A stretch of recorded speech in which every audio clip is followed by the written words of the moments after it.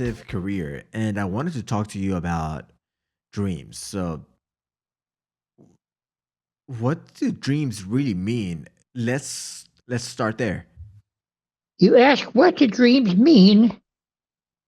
The whole point is dreams do their own thing. We inject the meaning into the dream. Hmm. The dream just does its task. The dream downloads emotions. The dream reviews events of the past few days. Hmm. The dream answers unconscious questions. And the dream does that because the mind has to keep working all night long. It never takes a vacation. And Right. dreams have evolved over the millennia to keep working and keep us mentally alert when we're asleep. Hmm. It's not only humans that dream, all species have some sort of rapid eye movement sleep. So when we put our own meaning into the dreams, we generally have a question in mind. Some people are looking for spiritual guidance in dreams. Some people are looking for creativity in dreams. Some people are taking a scientific point of view and are simply charting the amount of time that we dream, and Right. that answers their questions about how dreams unfold and keep the mind alert. So there is Hmm. no one single answer to that particular question. Depends on who you ask. Right. So, do dreams reveal secrets to us? You see, Sigmund Freud felt that dreams revealed secrets. He felt that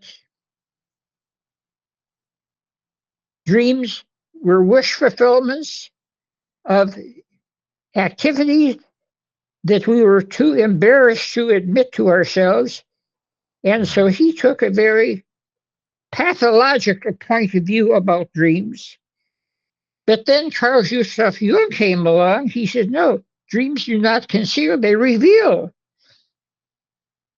Dreams can tell us a great deal about ourselves and reveal the unconscious in a Hmm. way that makes it conscious. So, from the Jungian point of view, and those who Yeah. came after him, no, there are no secrets because the dreams try to alert us to things. And if we pay attention to our dreams, we can learn a great deal about our lives and ourselves. So, can dreams reveal things about other people as well? Because there's been About other instances, people's right? lives, That's right. once in a while, but that's not really the main purpose of dreams. So, We have, what is the uh, main purpose? I believe that all of us are connected at deep unconscious levels. This is Hmm. what Carl Gustav Jung called the collective unconscious. So every now and again, somebody's life spills over into our dreams. Hmm. This is usually accidental, and it's facilitated by an emotional connection of some sort. Right. This happens spontaneously unless we deliberately try to engineer it, as we do in the dream telepathy experiments. But that's deliberate. It's not something that happens accidentally. So, what is the connection between dreams and telepathy?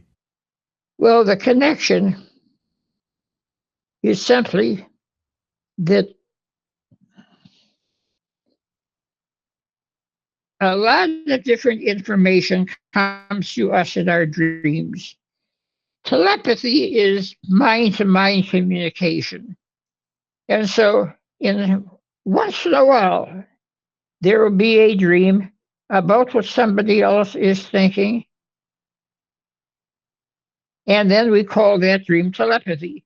Hmm. Generally, this is accidental, as when somebody has a dream about a friend who plans to visit them the next day as a surprise, And it's Mhm. not a surprise because they picked up that information from them in a dream. But in dream telepathy experiments, there is a deliberate attempt for somebody to dream about what somebody else is doing or thinking, or in our experiments, the picture that the person is looking at. Mhm. Now, conventional psychology and psychiatry say that this is impossible, that there is no way that one person can dream about what another person is doing. But over the millennia, around the world, in fact, there have been many, many instances of people dreaming about what another person is doing or thinking. And this is dream incubation, the time of the Greeks, where they would actually deliberately try to do a link, mainly making a connection to the healer so that they could get healing in a dream. In contemporary times, our work at Maimonides Medical Center back in the 1960s, 1970s was an attempt to put this to an experimental test. And if we had a person looking at a picture, say, of a boxing match, and if the dreamer dreamed about a boxing match, this would be a demonstration of successful dream telepathy. And we have literally dozens of experiments, published experiments, that people can review and look at, as well as in our book, Dream Telepathy. Mhm. So, does dream telepathy only work with people that we know, or can it also work with people that we don't know? Dream telepathy works best if there's an emotional connection between people, or if there is a deliberate attempt on both people's parts. Mhm. Sometimes it simply happens accidentally, where a person will have a dream about what a total stranger is doing, and then they read in the newspaper the next day that that total stranger was, shall we say, making a movie that nobody knew about, and the dreamer dreamed about that.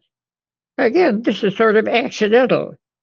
Have to realize that dreams tap into the collective unconscious from time to time, Mhm. and that collective unconscious does some pretty unpredictable things. Have dreams ever been responsible for allowing someone to stop a crime ever? Well, yes, actually, every now and again you hear reports about that. There was one very well known case where a dreamer, young woman, had dreams about a murder in a nearby village, and she went to the police and gave such great details about the murder that the police arrested her and thought that she was a murderer.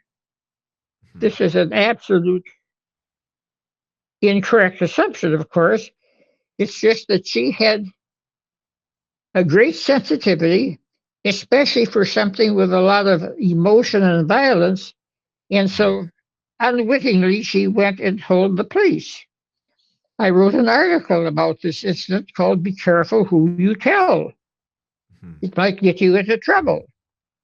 After many, many months of investigation, they cleared this poor woman's name, but she had been traumatized in the meantime, simply trying to be of help.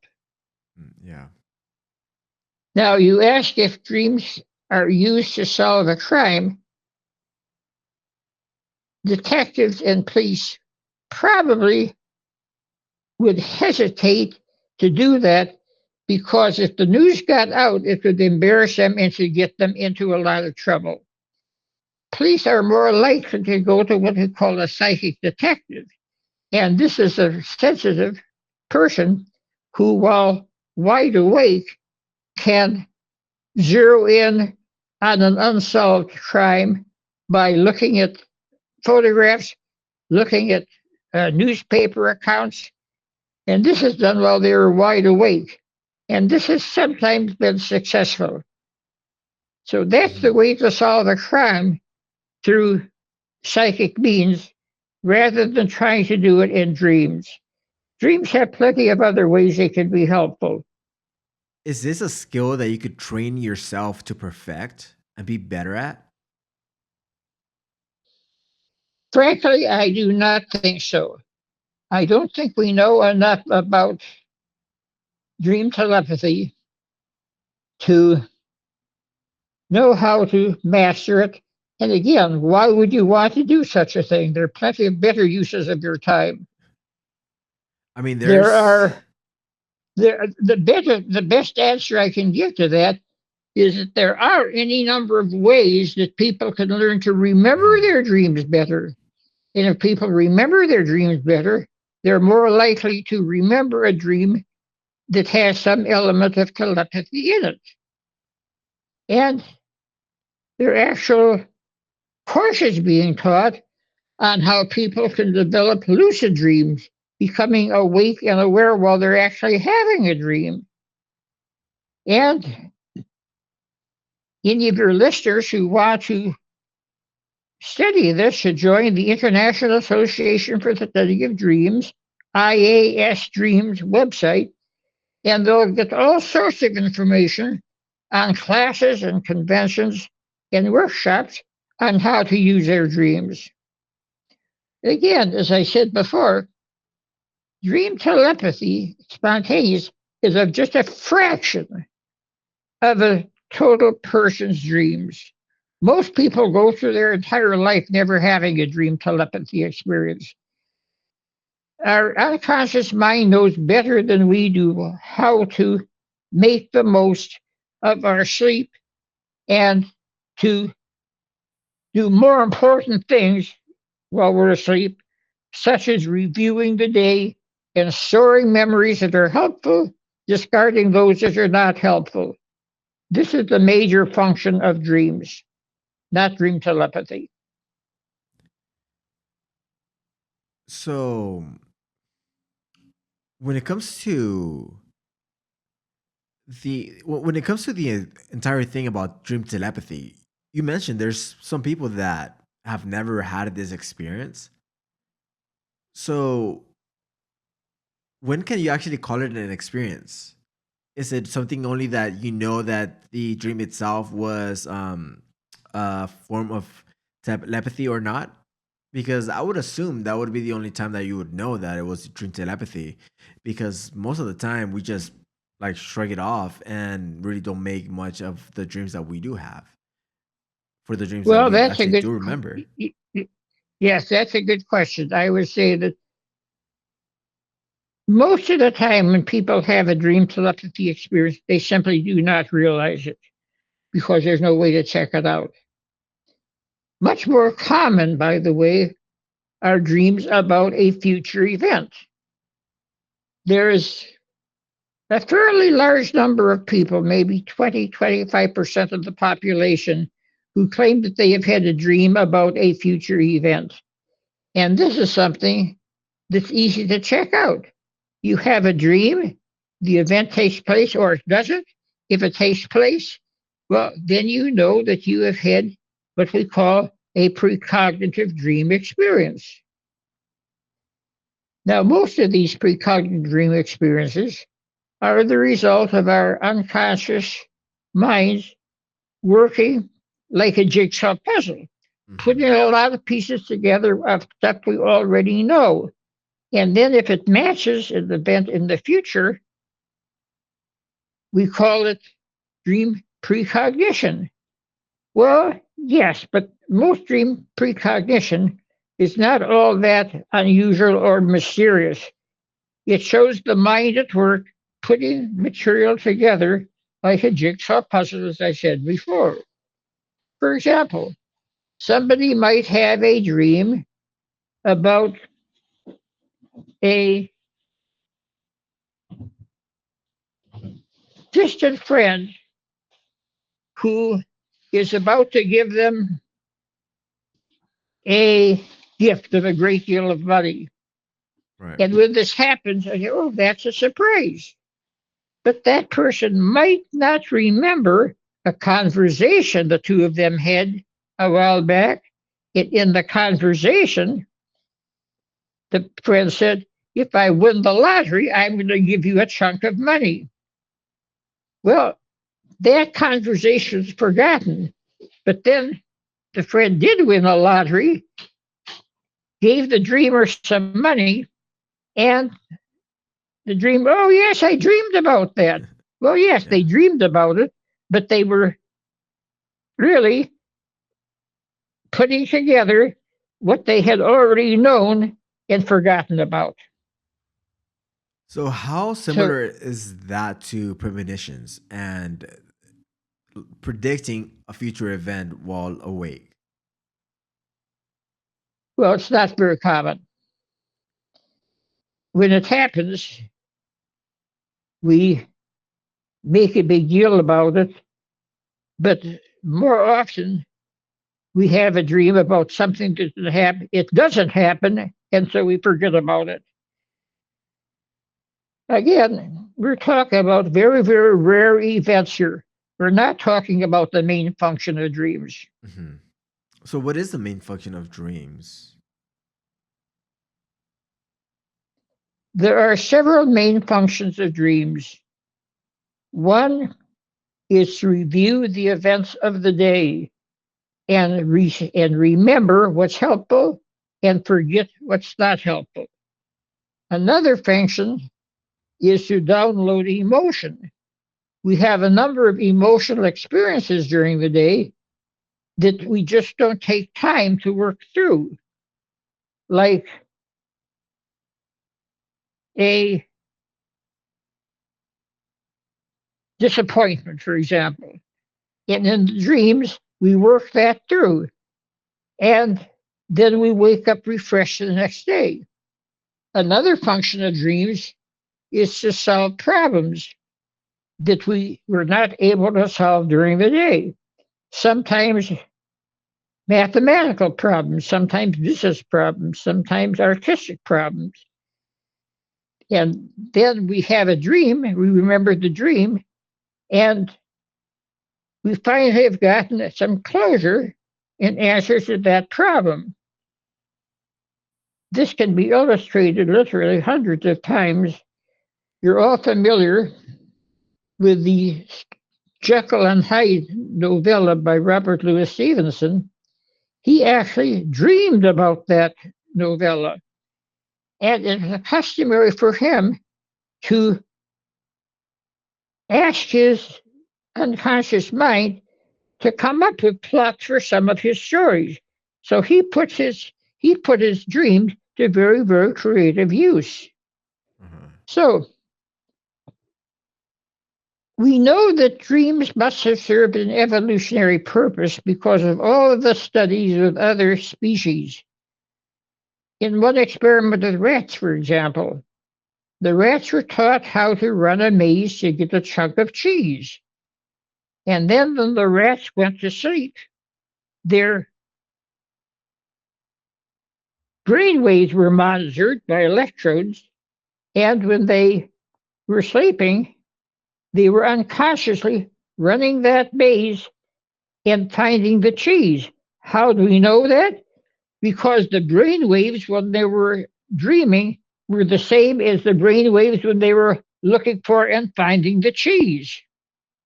So dreams, or better put, rapid eye movement sleep, where most of our dreams occur, is something we find in any number of animal species. So dreams have been around a long time. They're really the result of evolution. So is this why, for example, if you spend all day playing Tetris and then you go to sleep, is that why during your REM sleep, when you're having a dream, that you will dream about how to solve that puzzle because there's an evolutionary reason for that? Well, yes, during the day we are often preoccupied with other things. And we have some sort of problem or issue in the back of our mind, but we haven't had a chance to pay attention to it. When we're asleep and relaxed, then that can come into focus. Then we can finally pay attention to it, and then we can solve that problem, whatever it might be. That's right. So so that makes a lot of sense now. Um, s- so the main purpose of dreams is to solve problems and One function, one function. okay. Remember, I gave you three functions. One is problem solving, one is to work through emotions, one is to review events of the day. Those are the three basic reasons we dream. So everything that we dream about usually fall under those three categories or one of those three categories. Dreams are not that are not that simple. For example, dreams about another person's life, that doesn't fall into one of those three categories. And sometimes dreams are simply we dream about things for fun. Dreams have a sense of humor. Hmm. They're funny and they play little jokes on the unconscious. That doesn't fall into the categories that I just mentioned. I would say that 90% of our dreams fall into those three categories, but there's another 10% that are wild and unpredictable. So like what are the purpose of nightmares then?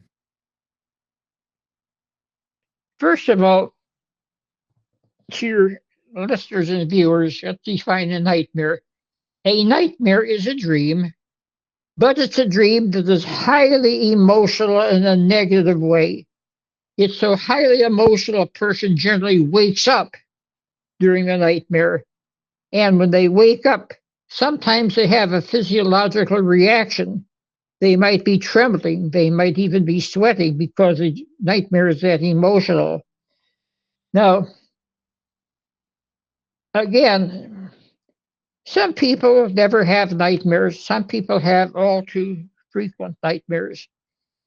And again, the main purpose of the nightmare is to discharge some sort of emotion that's been building up. And that explains most nightmares, but not all. Sometimes you have a nightmare if we've eaten a certain type of food that disagrees with us, or we've drunk a certain type of beverage that disagrees with us. And then the nightmare is an attempt sort of flush that out of our system and get back to equilibrium. I would say that a very important type of nightmare is the nightmares that combat veterans have if they're suffering from post traumatic stress disorder. They have been through combat. Many of them have seen buddies blown up before their faces, or they've killed a child thinking the child was an enemy agent, or some trauma, and they've never quite gotten over that trauma. And so the nightmare relives that experience. Hmm. And sometimes it's very accurate in portraying that experience. And you see, when we dream, the brain is at work in very highly organized ways. A dream starts in the old brain, the brainstem, a little organ called the pons, P-O-N-S. Hmm.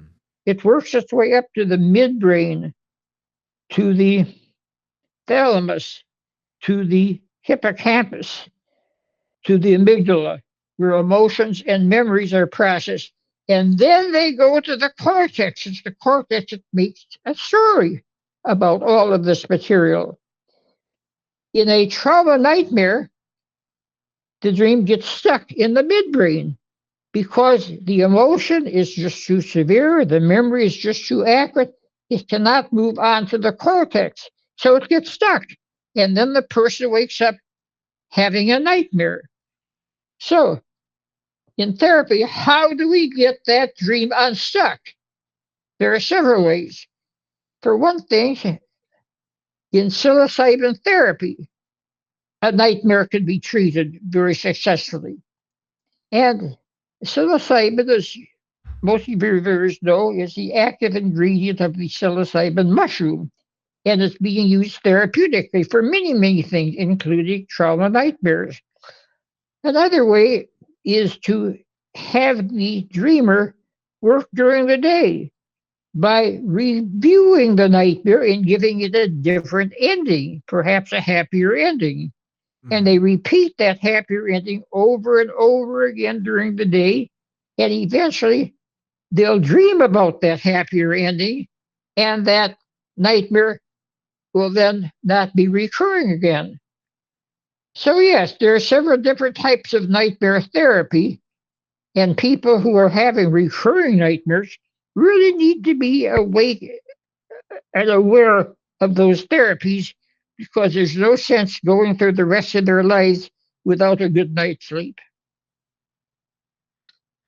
Of course, nightmares can also result from other types of trauma. Somebody who's been in a terrible automobile accident, somebody who's been the victim of a rape or an assault.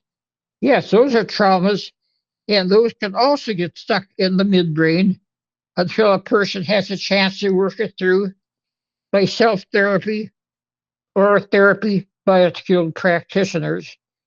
So the whole point is there's no need for people to suffer from nightmares because there's any number of very, very solid therapies that can help them out. When you wake up from a nightmare, you wake up in the middle of the nightmare, is that why sometimes it feels that it's real because it's happening before that memory reaches the part of the brain that is responsible for understanding logic and reasoning and to make you realize that you're having a dream and it's not real life. So is that kind of what's happening? Well, that's about what's happening. Uh, the thalamus, the hippocampus, the amygdala do not operate on a logical level. If you can only get that chemical reaction off to the cerebral cortex, the new brain, then you have the chance to make a story about it, and then that story can be worked with during the day, and some logic can be put into the story to make it more meaningful. So again, the more one knows about the neurology of dreams and nightmares, the more successful one will be in terms of knowing how to handle unpleasant dreams or, in more severe cases, terrifying nightmares. Hmm. No, Again, some people will take medication to control nightmares, and the medication just wipes out the dreams completely. I do not advise that because we really need our dream time. And one can take medication short term, but I do not advise it long term because there's so many other types of therapy that work much better. so that's the reason that some drugs specifically tamp down those dreams while other drugs make those dreams more intense.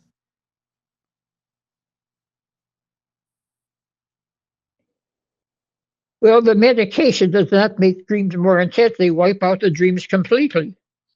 They suppress the rapid eye movement sleep. So dreams are directly aligned with REM sleep, right? Dreams are directly aligned with what? So dreams With are Dreams are directly aligned with REM sleep. If REM sleep does not happen, then dreams just don't happen. Well, if I understand your question correctly, dreams are directly aligned with what's going on in our lives, past, present, and even sometimes the future. A lot of our dreams are rehashes of old problems that we've never quite been able to solve or resolve. In my workshops, I'll have often ask people to take a highly emotional dream and take the emotion of that dream back to their past, their childhood, their adolescence, their early adulthood, and see if it matches some memory that they have. More often than not, it's a memory that was never quite resolved. Some early sibling rivalry, some parental neglect, some bullying in school, something from the past that still is having an impact on them. And then once they remember that particular memory that was upsetting to them, then I have them create a new story resolving that memory and resolving that memory. And so it can no longer be a hindrance to a person's dreams. So again, there are so many useful ways of working with dreams to provide a person with a good night's sleep. Hmm. No, that's really fascinating. And the entire thing about dreams and why we even dream is really interesting because from everything that is out there, it still seems like it's an area that has not really been uh, really researched to the extent to know that we know exactly the reason behind dreams because there's still a lot of what that we don't know. It's probably almost like studying aliens. Like know that aliens might exist for the reason of them existing. That's still for us to understand. So when it comes to dreams, we understand the mechanics behind brain activity, but it seems like that's as far as it goes, right? Yes, right. Yes, you put it very well. Sure. Yeah. Well, I mean, thank you for coming on the podcast and having this conversation with me. I think that understanding our dreams can often prevent us from making mistakes during our daily life. Mhm. These stories are filled with people, both male and female, who make the same romantic mistake over and over again. Sometimes they'll get married several times, making the same mistake and finding a mate, not knowing why they keep making that mistake. If they knew about their dream life, they could find out that making that same mistake over and over is an attempt to solve an early childhood trauma Mhm. or life issue that the dreams could tell them about that if they record their dreams on a dream diary on a computer disk. And then it would all be revealed. It would keep them from making so many stupid mistakes in their daily life. So, this is one of the advantages of paying attention to one's dreams. And again, there are any number of excellent books that provide sound ways to interpret the dreams, as well as the conferences sponsored by the International Association for the Study of Dreams, and of course, your therapists and counselors. So there's any number of ways that people can work with dreams that have direct effects on living a better daily life. Yeah. No, I agree. And there's still a lot to really learn about dreams, and who knows everything that we will discover in maybe the next decade or two, because now technology is allowing us to go in deeper into all of these different subjects? Well, that's very well put. I should add that for people who have trouble remembering their dreams, first of all, be thankful that you do not remember a dream because it means you've had a good night's sleep. And having a good night's sleep is essential for daily functioning. But if you want to remember your dreams, fine. Just tell yourself before you go to sleep, tonight when I have a dream, I will remember it when I wake up. And tell yourself that over and over again. And sooner or later, you'll start remembering your dreams. But then add, and after I remember my dream and write it down, and I will go back to sleep.